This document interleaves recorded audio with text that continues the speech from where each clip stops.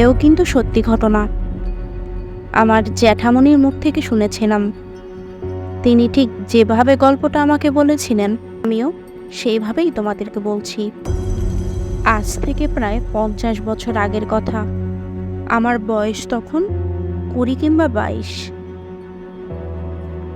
সবে একটা ভারী অসুখ থেকে উঠেছি। ডাক্তার বললেন চেঞ্জে যেতে। একে অসুখে ভুগে অনেক টাকা খরচ হয়ে গেছে। তার ওপর শরীর সারানোর জন্য বাইরেও যেতে হবে।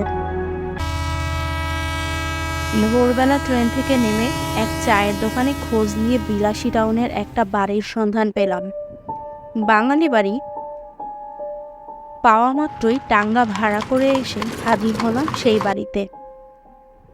বাড়িটা পুরনো, তা হোক, চারিদিকে বেশ ফাঁকা।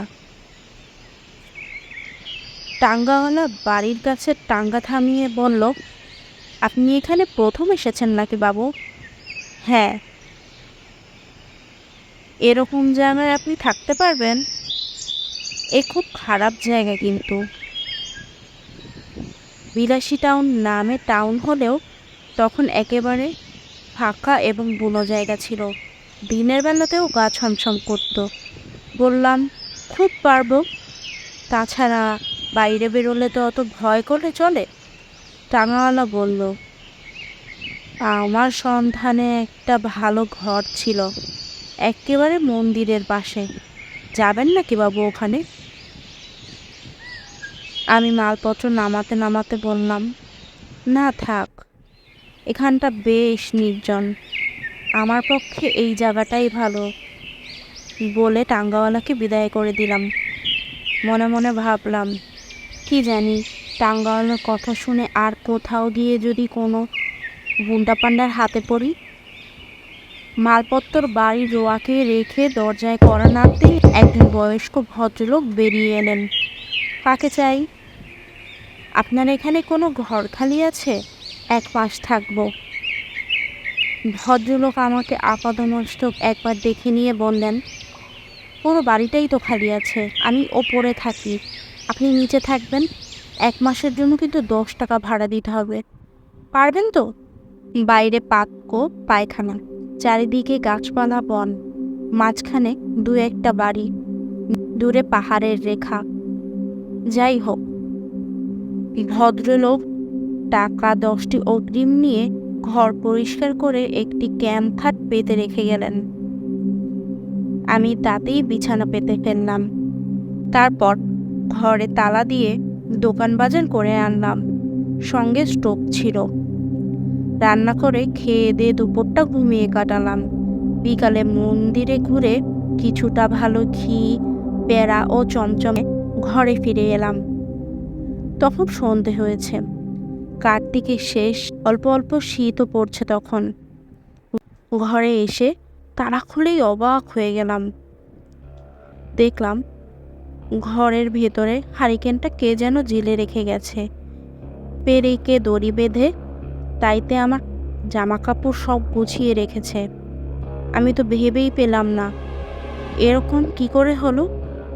কেননা চাবি রইল আমার কাছে, অথচ ঘরের কাজ করলো কে? বাড়ির মালিকের নাম গজেনবাবু। আমি তাকে ডাকলাম। 2বার 3বার ডেকেও যখন কোনো সাড়া পেলাম না, গজেনবাবু, কোনো সাড়া পেলাম না। তখন টর্চ জেলে ওপরে উঠে দেখি ঘরে তালা দিয়ে একজন মধ্যবয়সী মহিলা নেমে আসছেন। আমি তাকে জিজ্ঞেস করলাম, গজেনবাবু আছেন? মহিলা আমার দিকে একবার তাকিয়ে কিছু না বলেই নেমে গেল। মনে মনে খুব রাগ হলো আমার। আচ্ছা অভদ্র তো, মেজাজটাই খিচিয়ে গেল। কেননা এই ঘরে যখন আর কোনো দরজা নেই, তখন নিশ্চয়ই ডুপ্লিকেট চাবি ব্যবহার করা হয়েছে। এতে আমার অবশ্যই উপকার হয়েছে, তবুও এই জিনিস কখনোই বরদাস্ত করা যায় না। আমি সে রাতে 2-4টে পরোটা তৈরি করে প্যারা ও চমচম খেয়ে অনেক রাত পর্যন্ত বই পড়ে ঘুমোতে গেলাম। ঘুম যখন ভাঙল তখন সকাল হয়েছে। ঘুম থেকে উঠেই গজেনবাবুকে গোতলায় দাঁতন করতে দেখলাম। আমিও তাড়াতাড়ি দাঁত মাজার সরঞ্জাম নিয়ে বাইরে বেরিয়ে এলাম। গজেনবাবু একবার হেসে বললেন, কি ভাইয়া, রাত্রে ঘুম হয়েছিল তো? আমি বললাম, হ্যাঁ আজ্ঞে। তারপর গতকালের কথাটা বললাম। শুনে গজেনবাবু একটু গম্ভীর হয়ে গেলেন। তারপর বললেন, টাকা কড়ি সবসময় নিজের কাছে রাখবেন। সন্ধ্যার পর জানালা দরজা বন্ধ করে দেবেন। কেউ কড়া নাড়লেও দরজা খুলবেন না। এসব জায়গা ভালো জায়গা নয়।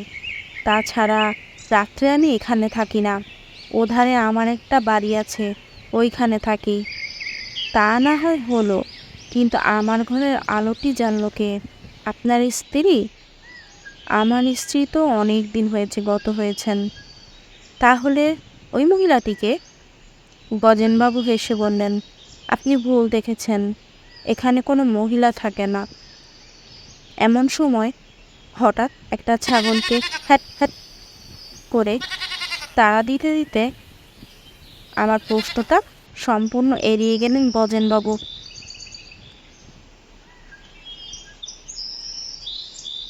এরপর সারাদিনের যতবারই গজেনবাবুর সঙ্গে দেখা হলো ততবারই তিনি আমাকে এড়িয়ে যেতে লাগলেন। আজও ঠিক তাই করলাম। বেলাবেলি মানে সন্ধ্যের আগেই এখানে ফিরে এসে দাঁড়িয়ে দেখব কে কিভাবে ঘরে ঢোকে। তাই করলাম। সন্ধ্যের আগেই ফিরে এসে দূরে দাঁড়িয়ে বাড়িটার দিকে তাকিয়ে রইলাম। সন্ধেটি উত্তীর্ণ হলো। অমনিই দেখলাম আলো জ্বলে উঠল ঘরের ভিতর। ভয়ে কাঁটা দিয়ে উঠল শরীর। চারিদিক নিঝুম নিস্তব্ধ, কোথাও কেউ নেই।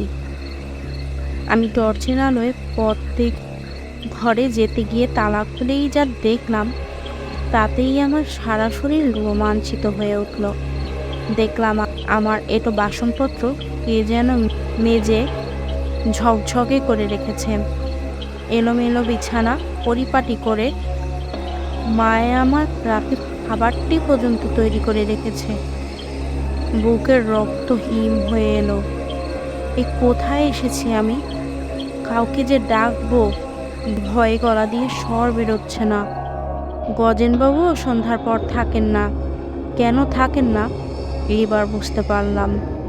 শুধু বুঝতেই পারলাম না ওই মহিলাটিকে।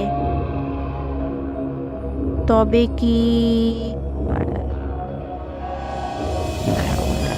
হতাশভাবে ধপ করে বসে পড়লাম বিছানায়।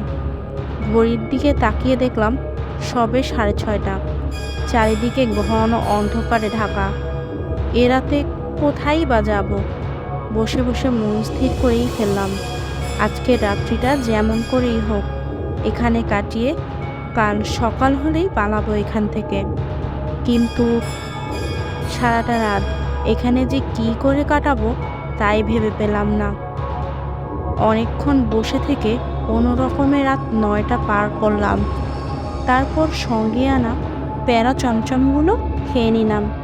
যে রান্না তৈরি করা ছিল তাতে হাতে দিলাম না। এবার জল খেতে হবে, কিন্তু কলসি গড়াতে গিয়েই অবাক। এ কি, জল কই? বাইরে যাওয়ার আগে জল কোনো কলসি যে আমি নিজের হাতে বসিয়ে রেখে গিয়েছিলাম। আমার সর্বাঙ্গ তখন নীল হয়ে উঠেছে। তার ওপর ভয়ে এবং প্যারা চমচম খাওয়ার ফলে তেষ্টায় গলা শুকিয়ে কাঠ হয়ে গিয়েছিল। কি আর করি, বাইরে কুয়োতলায় জল আনতে ভয় করছিল যদিও, তবুও যেতেই হবে। যেতে গিয়েই বাধা পেলাম। দরজা খুলতে গিয়ে দেখি দরজাটা বাইরে থেকে বন্ধ। অনেক টানাটানি করেও সেই দরজা কিছুতেই খুলতে পারলাম না। এমন সময় হঠাৎ দপদপিয়ে হারিকেনটাও নিভে গেল। আমার গা দিয়ে কল কল করে ঘাম বেরোচ্ছে।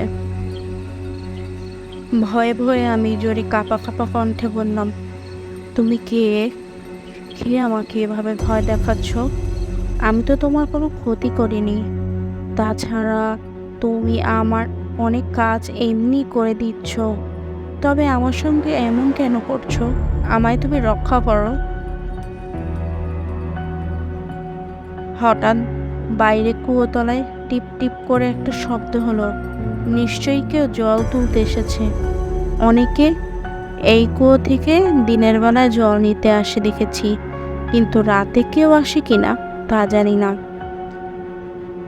কি করেই বা জানবো?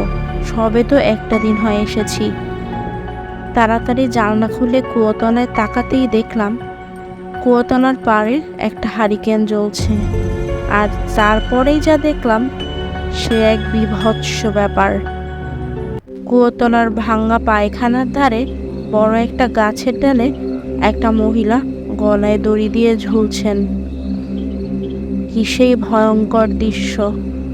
জিভটা এক হাত বেরিয়ে এসেছে, মুখটা যন্ত্রণায় বিকৃত হয়ে গেছে, আর ঠেলে বেরিয়ে আসা বড় বড় চোখ দুটি একদৃষ্টে তাকিয়ে আছে আমার দিকে। আমি জ্ঞান হারিয়ে ফেললাম। পরদিন সকালে যখন আমি চোখ মেললাম তখন দেখলাম ঘর ভর্তি লোক। গজেনবাবু আমার মাথার কাছে বসে হাওয়া করছেন। আমি আস্তে আস্তে উঠে বসলাম। তারপর সব কিছু খুলে বললাম সকলকে।